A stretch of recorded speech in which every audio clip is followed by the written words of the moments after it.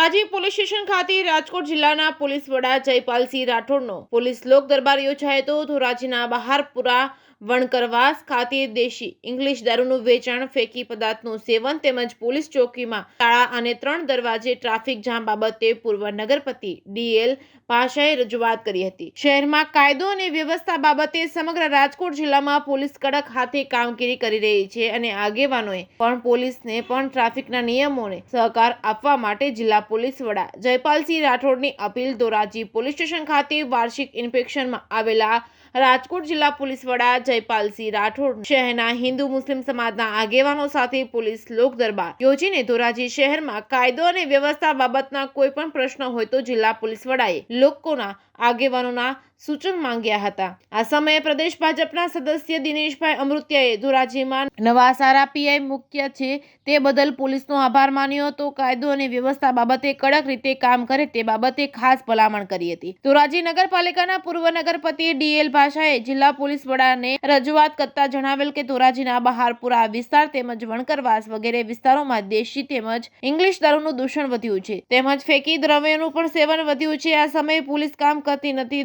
દલિત સમાજથી તેમજ એટ્રોસિટીથી ડરતી હોય તેવું અમને લાગી રહ્યું છે, પરંતુ આ વિસ્તારમાં આવું દૂષણ તાત્કાલિક નાબૂદ કરવા ખાસ ભાર મૂક્યો હતો। તેમજ ધોરાજી શહેરની પોલીસ ચોકીઓ બંધ હાલતમાં છે, તાત્કાલિક ખોલી દેવા અને પોલીસ સ્ટાફને મૂકવા રજૂઆત કરી હતી। જો ખોલવી ન હોય તો તાળા મારી દેવાનું જણાવ્યું હતું। તેમજ ધોરાજીના હાદસામાં ગણાતા નગરપાલિકાની બિલકુલ બાજુમાં 3 દરવાજા વિસ્તારમાં ભારે ટ્રાફિક જામ સર્જાઈ રહ્યો છે તે બાબતે રજૂઆત જિલ્લા પોલીસ વડાને કરી હતી। આ સમયે જિલ્લા પોલીસ વડા જયપાલસિંહ રાઠોડે જણાવ્યું હતું કે શહેરમાં અથવા તો જિલ્લાઓમાં કોઈ પણ જગ્યાએ દારૂ જુગારની બંદીઓ ચલાવવામાં નહીં આવે। પોલીસની રીતે જ કડક હાથે કામ કરશે અને લોકોએ પણ ટ્રાફિકના નિયમો બાબતે ચર્ચા કરી તો ટ્રાફિકના નિયમો પણ પાલન કરે અને રાત્રિના સમયે સૂઈ જાય તો પોલીસને પૂરતો સહકાર આપે તે બાબતે જણાવ્યું હતું। તેમજ પોલીસ ચોકીમાં તાત્કાલિક અસરથી બીટ જમાદારને મૂકવાની જાહેરાત કરી હતી। 3 પીએસઆઈ છે તેમને પણ પોલીસ સ્ટેશનની સાથે પોલીસ ચોકીમાં પણ હાજરી આપવાનું જણાવ્યું હતું।